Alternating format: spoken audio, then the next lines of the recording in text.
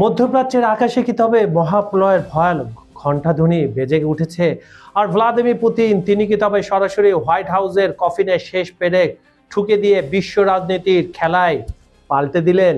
বন্ধুরা, বিশ্ব রাজনীতির দাবার বোর্ডে এমন এক মাস্টার স্ট্রোক দিয়েছে ক্রেমলিন, যা কল্পনাও করতে পারেনি পেন্টাগন বা মোসাদ। দীর্ঘ প্রতীক্ষার অবসান ঘটিয়ে ইরানের হাতে পৌঁছে গেছে রাশিয়ার সেই ভয়ঙ্কর ব্রহ্মাস্ত্র, যার নাম শুনলে থরথর করে কাঁপছে ইসরায়েলের আয়রন ডোম। একদিকে S-400 মিসাইল সিস্টেম আর সুকোই 35 এর গর্জন, অন্যদিকে পুতিনের গোপন আশীর্বাদে হাইপারসনিক ত্রাস।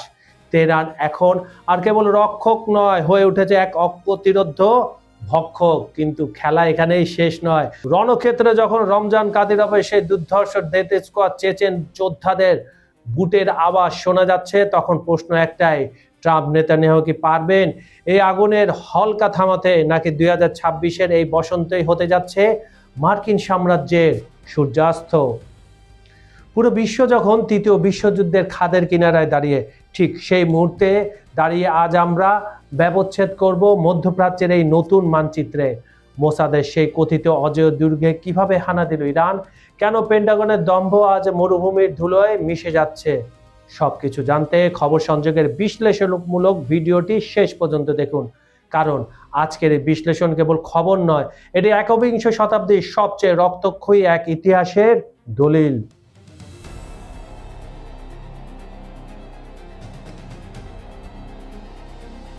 মধ্যপ্রাচ্যের বারুদ ঠাসা রণক্ষেত্রে এবার ঘি ঢেলে দিলেন স্বয়ং ভ্লাদিমির পুতিন। দীর্ঘদিনের জল্পনার অবসান ঘটিয়ে ক্রেমলিন শেষ পর্যন্ত ইরানের হাতে তুলে দিল সেই কাঙ্ক্ষিত এবং ভয়ঙ্কর মরণাস্ত্র, যা পুরো অঞ্চলের যুদ্ধের সমীকরণ এক নিমেষেই বদলে দিতে পারে। গোয়েন্দা রিপোর্ট এবং সামরিক বিশ্লেষকদের মতে রাশিয়ার এই উপহার শুধু ইরানকে শক্তিশালী করবে না, বরং তেল আবিব ও ওয়াশিংটনের ঘুম কেড়ে নেওয়ার জন্য যথেষ্ট। আকাশ সীমায় দুর্ভেদ্য প্রাচীর, S-400 ও সুকোই 35 এর গর্জন। সবচেয়ে বড় চমক হিসেবে এসেছে রাশিয়ার অত্যাধুনিক S-400 Triumf missile defence system. এই সিস্টেম ইরানের পরমাণু কেন্দ্রগুলোর চারপাশে এমন এক অদৃশ্য দেওয়াল তৈরি করবে, যা ভেদ করা ইসরায়েলি F-35 ফাইটার জেটের জন্য প্রায় অসম্ভব। শুধু তাই নয়, ক্যাস্পিয়ান সাগর পাড়ি দিয়ে তেহরানে পৌঁছেছে রাশিয়ার আকাশপথের রাজা সুকোই 35 যুদ্ধ বিমান। ইরানের বিমান বাহিনী যেখানে এতদিন পুরনো আমলের বিমান দিয়ে চলতো, সেখানে এই রুশ ইগলগুলোর উপস্থিতি ইসরায়েল ও মার্কিন বিমান বাহিনীর একক আধিপত্যকে সরাসরি চ্যালেঞ্জ ছুড়ে দিয়েছে।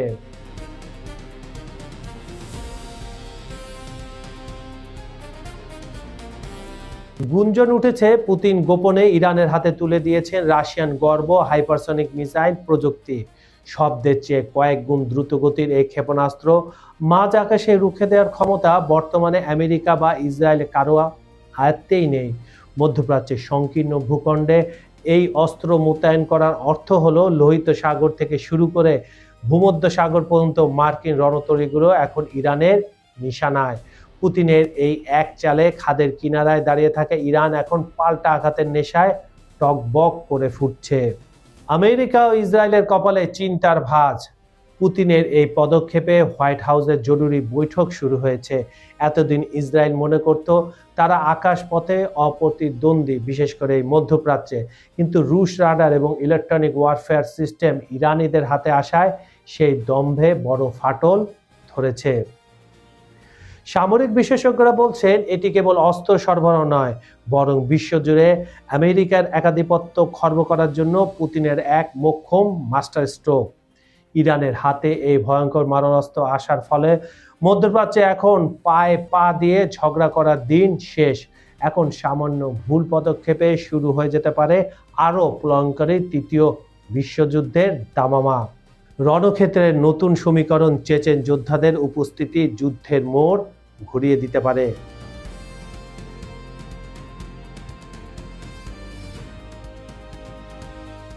মনস্তান্ত্রিক ও কৌশলগত প্রভাব। বর্তমান ভূ রাজনৈতিক প্রেক্ষাপটে রমজান কাদিরভের চেচেন যোদ্ধাদের ইরানি ড্রিবলিংয়ে যোগ দেওয়ার সম্ভাবনা বিশ্বজুড়ে ব্যাপক চাঞ্চল্য তৈরি করেছে। এই ঘটনা যদি বাস্তবে রূপ নেয়, তবে যুদ্ধের মোড় কোন দিকে ঘুরতে পারে তার একটি বিশ্লেষণ ও বিস্তারিত চিত্র তুলে ধরার চেষ্টা করছি। আশা করি সঙ্গেই থাকবেন। রমজান কাদিরভের অধীনস্থ কাদিরভস্তি বা চেচেন যোদ্ধারা তাদের নিষ্ঠুরতা এবং আরবান ওয়ারফেয়ার দক্ষতার জন্য বিশ্বজুড়ে সুপরিচিত। ইউক্রেন যুদ্ধে মারিউপোল থেকে শুরু করে বিভিন্ন ফ্রন্টে তাদের ভয়ঙ্কর রণকৌশল পশ্চিমা বিশ্বের নজর কেড়েছে। আমেরিকা যদি ইরানে গ্রাউন্ড অপারেশন শুরু করে, তবে ইরানের পাহাড়ি ভূখণ্ড এবং গিঞ্জি শহরগুলোতে এই চেচেন যোদ্ধারা মার্কিন কমান্ডোদের জন্য জমদূত হয়ে দাঁড়াতে পারে। তাদের উপস্থিতি শুধু ইরানের সামরিক শক্তি বাড়াবে না, বরং মার্কিন সেনাদের মধ্যে এক ধরনের মনস্তান্ত্রিক আতঙ্ক তৈরি করবে। চেচেন যোদ্ধারা রাশিয়ার ফেডারেল কাঠামোর একটি অংশ। যদিও কাদিরভ দাবি করেছেন তিনি ব্যক্তিগতভাবে এই যোদ্ধাদের পাঠাতে চান, কিন্তু ক্রেমলিনের সবুজ সংকেত ছাড়া রাশিয়ার কোনো আধা সামরিক বাহিনী বিদেশে মোতায়েন হওয়া অসম্ভব। যদি কাদিরভ পন্থীরা ইরানের মাটিতে মার্কিনীদের মুখোমুখি হয়, তবে এটি কার্যত রাশিয়া বনাম আমেরিকা ছায়াযুদ্ধের এক ভয়ঙ্কর রূপ নেবে। এতে মধ্যপ্রাচ্যের যুদ্ধ আর আঞ্চলিক থাকবে না, বরং তা তৃতীয় বিশ্বযুদ্ধের মহড়ায় পরিণত হতে পারে। ইরান বর্তমানে ড্রোনের শক্তিতে বিশ্বে অনন্য উচ্চতায়। অন্যদিকে চেচেন যোদ্ধারা ইউক্রেন যুদ্ধের ময়দানে সর্বাধুনিক প্রযুক্তি ও গেরিলা কৌশলের সংমিশ্রণে লড়াই করে অভিজ্ঞ। ইরানি মিসাইল, ড্রোন প্রযুক্তি এবং চেচেনদের দুর্ধর্ষ স্থলযুদ্ধের অভিজ্ঞতা যখন একসাথে মিশবে, তখন মার্কিন ও ইসরায়েলি বাহিনীর জন্য প্রতিটি ইঞ্চি মাটি দখল করা রক্তক্ষয়ী হয়ে উঠবে। পশ্চিমা বিশ্বের মাথাব্যথা ও কূটনৈতিক সংকট। মার্কিন সিনেটর ক্রিস মার্ফির সতর্ক বার্তা থেকে স্পষ্ট হয় যে ওয়াশিংটন এই জোটকে অত্যন্ত গুরুত্বের সাথে দেখছে। ভিয়েতনাম বা আফগানিস্তানের মতো ইরানও যদি দীর্ঘমেয়াদী যুদ্ধের ফাঁদে পরিণত হয়, তবে ট্রাম্প প্রশাসনের জন্য তা রাজনৈতিকভাবে বিপর্যয়কর হবে। চেচেনদের অন্তর্ভুক্তি মানেই হলো যুদ্ধ দীর্ঘায়িত হওয়া এবং লাশের মিছিল বড় হওয়া, যা আমেরিকার অভ্যন্তরীণ রাজনীতিতে ডোনাল্ড ট্রাম্পকে খাদের কিনারায় ঠেলে দিতে পারে। কাদিরভপন্থী যোদ্ধাদের উপস্থিতি মানেই হলো যুদ্ধের প্রথাগত নিয়ম ভেঙে যাওয়া। তারা সাধারণ কোনো সেনাবাহিনী নয়, বরং তারা বিশেষায়িত ডেথ স্কোয়াড হিসাবে পরিচিত। আমেরিকা ও ইসরায়েলের জন্য অপারেশন এপিক ফিউরি তখন আর সহজ কোনো বিজয় অভিযান থাকবে না, বরং তা হতে পারে একবিংশ শতাব্দীর সবচেয়ে রক্তক্ষয়ী রণক্ষেত্র। মধ্যপ্রাচ্যের আকাশে এখন শুধু বারুদের গন্ধই নয়, বরং এক অনিশ্চিত মহাপ্রলয়ের পদধ্বনি শোনা যাচ্ছে। চেচেন যোদ্ধাদের বুটের আওয়াজ তেহরানের রাস্তায় প্রতিধ্বনিত হওয়া মানেই হলো বিশ্ব রাজনীতির মানচিত্র আমূল বদলে যাওয়া।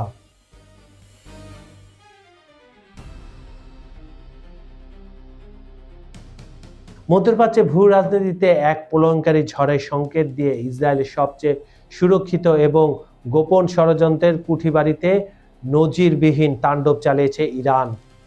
দীর্ঘদিনের পুঞ্জীবিত ক্ষোভ আর একের পর এক গুপ্ত হত্যার জবাব দিতে এবার সরাসরি মোসাদের হৃৎপিণ্ডে আঘাত হেনেছে তেহরান। কয়েক ডজন আত্মঘাতী ড্রোন আর হাইপারসনিক মিসাইলের নিখুঁত নিশানায় মুহূর্তে ধুলোয় মিশে গেছে মোসাদের সেই কথিত অজেয় অপারেশনাল সেন্টার, যেখান থেকে বিশ্বজুড়ে ইরানের বিরুদ্ধে জাল বোনা হতো। ধ্বংসস্তূপে পরিণত গোয়েন্দা আস্তানা। গতকাল রাতের আকাশ ছিঁড়ে যখন ইরানি মিসাইলগুলো গর্জে ওঠে, তখন ইসরায়েলি আকাশ প্রতিরক্ষা ব্যবস্থা আয়রন ডোম স্রেফ খেলনার মতো অসহায় হয়ে পড়েছিল। প্রত্যক্ষদর্শীদের বর্ণনা অনুযায়ী কুঠিবাড়ির ভেতরে একের পর এক বিস্ফোরণে চারপাশ কেঁপে ওঠে আর লেলিহান শিখা আকাশ স্পর্শ করে। এই আস্তানায় মোসাদের উচ্চপদস্থ কর্মকর্তাদের গোপন বৈঠক চলত বলে ধারণা করা হচ্ছে। ইরানি গণমাধ্যমের দাবি, এই হামলায় মোসাদের কয়েক ডজন দক্ষ অপারেটিভ এবং প্রযুক্তি বিশেষজ্ঞ নিহত হয়েছে, যা ইসরায়েলি গোয়েন্দা সংস্থার ইতিহাসে গত কয়েক দশকের মধ্যে সবচেয়ে বড় অপরিণীয় ক্ষতি। কেন এই হামলা? হিসাব চুকানো। ইরানে পরমাণু বিজ্ঞানী এবং সামরিক কমান্ডোদের হত্যার প্রতিশোধ। শক্তির মহড়া। তেহরান বুঝিয়ে দিয়েছে তাদের মিসাইল এখন তেল আবিবের যে কোনো অলিগলিতে পৌঁছাতে সক্ষম। প্রযুক্তিগত শ্রেষ্ঠত্ব। মোসাদের সাইবার এবং ইন্টেলিজেন্সের হাব ধ্বংস করে তাদের নেটওয়ার্ক অচল করে দেওয়া। আমরা শুধু গর্জন করি না, প্রয়োজনে শত্রু শিবিরে ঢুকে কিভাবে শিকার করতে হয় তাও জানি। এ তাণ্ডব কেবল শুরু। তেহরানের এক উচ্চপদস্থ সামরিক কর্মকর্তার কড়া হুঁশিয়ারি। এই হামলার পর ইসরায়েল জুড়ে জারি করা হয়েছে রেড অ্যালার্ট, যে কুঠিবাড়ি থেকে ষড়যন্ত্রের জাল বিছিয়ে ইরানকে অস্থিতিশীল করার ছক আঁকা হতো, আজ সেখানে উঠছে ধ্বংসের ধোঁয়া। আন্তর্জাতিক বিশ্লেষকদের মতে এই তাণ্ডব কেবল একটি সামরিক হামলা নয়, বরং মোসাদের গোয়েন্দা দম্ভকে মাটির সাথে মিশিয়ে দেওয়ার এক চরম চপেটাঘাত। ষড়যন্ত্রের সেই আস্তানা এখন কেবল এক ধ্বংসস্তূপ, যা ইসরায়েলি নিরাপত্তায় বড় ফাটল ধরে দিয়েছে।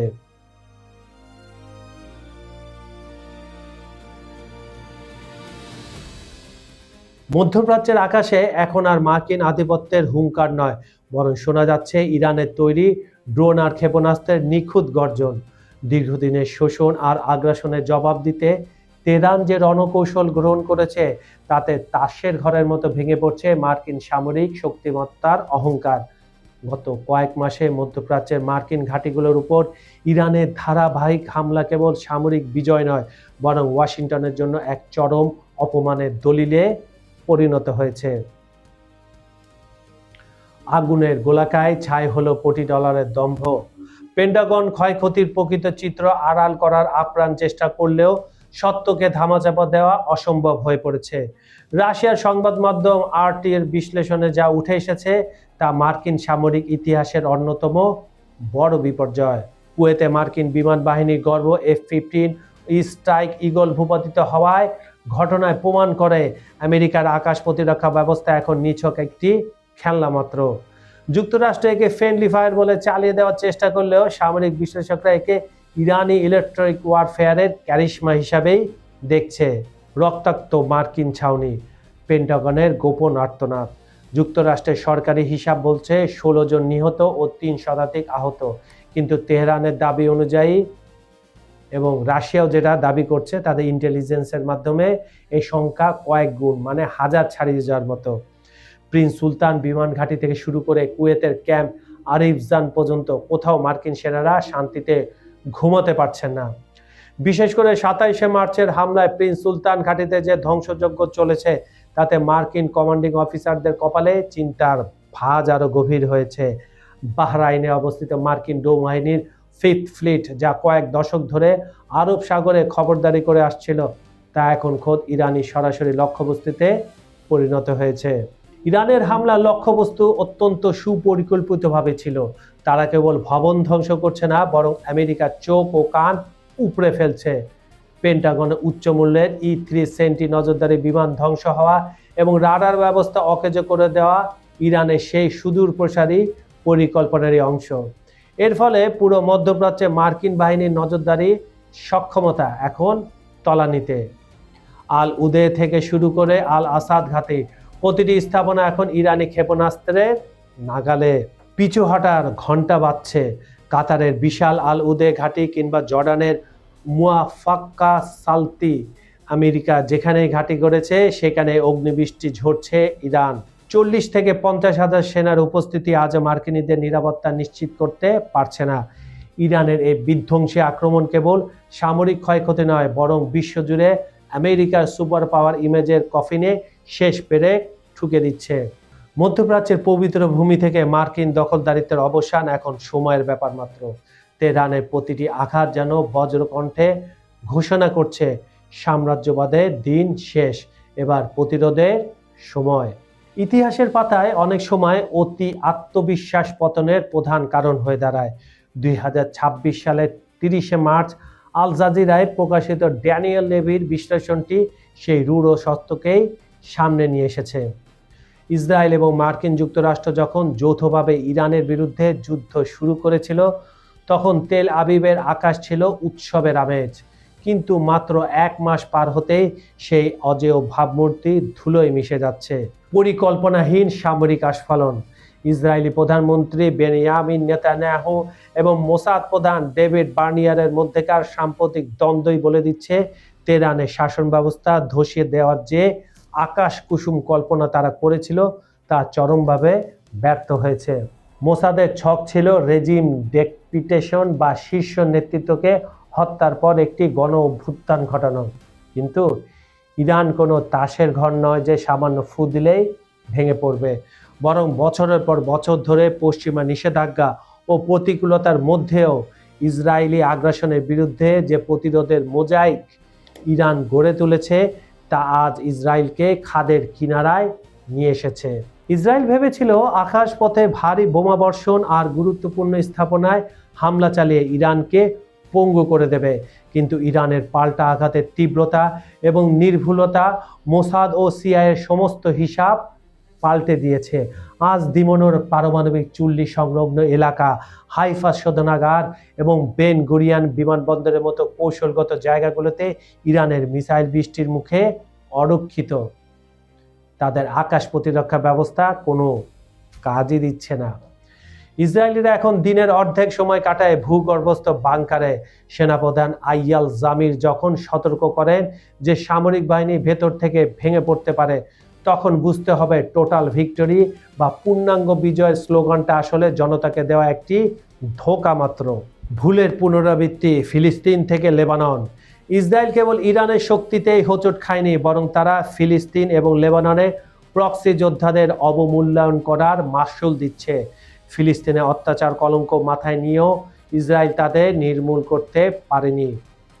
লেবানন সীমান্তে প্রক্সি যোদ্ধাদের প্রতিরোধ আজ ইসরায়েলি ভূখণ্ডকে জনশূন্য করে দিয়েছে।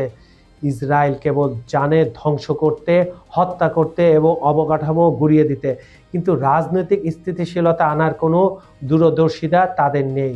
এই একচেটিয়া সামরিক দৃষ্টিভঙ্গি বা মিলিটারিজমই আজ তাদের কাল হয়ে দাঁড়িয়েছে। সবচেয়ে চমকপ্রদ বিষয় হলো ইসরায়েল তার নিজের স্বার্থ রক্ষা করতে গিয়ে তার পরম বন্ধু মার্কিন যুক্তরাষ্ট্রকেও এক অনিশ্চিত অন্ধকারে টেনে নিয়ে যাচ্ছে। মনে আছে বন্ধুরা, 1956 সালে সুয়েজ সংকট যেমন ব্রিটিশ এবং ফরাসি সাম্রাজ্যের শেষের শুরু ছিল, 2026 সালের এই ইরান যুদ্ধ সম্ভবত মার্কিন আধিপত্যের কফিনে শেষ পেরে হতে যাচ্ছে। ডোনাল্ড ট্রাম্পের তর্জন গর্জন সত্ত্বেও আমেরিকার জনগণ আজ এই অর্থহীন যুদ্ধে ক্লান্ত। ইরান প্রমাণ করেছে আদর্শিক দৃঢ়তা এবং সুশৃঙ্খল প্রতিরোধ দিয়ে আধুনিক মরণাস্ত্রের দম্ভ চূর্ণ করা সম্ভব। ইসরায়েল আজ এমন এক সন্ধিক্ষণে দাঁড়িয়ে যেখানে সামরিক উন্মাদনা তাদের অস্তিত্বকেই সংকটে ফেলেছে। যারা অন্যকে নিশ্চিহ্ন করতে চেয়েছিল, আজ তারা নিজেরাই পতনের দ্বার প্রান্তে। ইতিহাস সাক্ষী যে রাষ্ট্র কেবল রক্তের উপর ভিত্তি করে নিজের আধিপত্য টিকিয়ে রাখতে চায়, তার পরিণতি কখনোই শুভ হয় না। ইরানের এই প্রতিরোধ কেবল একটি দেশের লড়াই নয়, এটি সাম্রাজ্যবাদী দম্ভের বিরুদ্ধে এক ঐতিহাসিক জবাব। ইহুদিদের পবিত্র পেশাক বা পাসোয়াব উৎসবের আনন্দ মুহূর্তে ম্লান হয়ে গেল প্রলয়ঙ্কারী ক্ষেপণাস্ত্রের গর্জনে। যখন ইসরায়েলিরা তাদের দাসত্ব মুক্তির উৎসব পালনের প্রস্তুতি নিচ্ছিল, ঠিক তখনই আকাশ চিরে ধেয়ে এলো ইরানের ভয়ঙ্কর সব ক্ষেপণাস্ত্র। অপারেশন ট্রুথ প্রমিস 4-এর 89তম ধাপে 1 এপ্রিল তেল আবিব সহ ইসরায়েলের প্রাণকেন্দ্রগুলোতে এক নজিরবিহীন তাণ্ডব চালিয়েছে ইরান। এই হামলাকে ইসরায়েলিদের জন্য পেশাক উৎসবের সবচেয়ে বড় উপহার বলে উপহাস করেছে তেহরান। কিয়াম, এবাদ ও কদরের প্রলয় নাচন।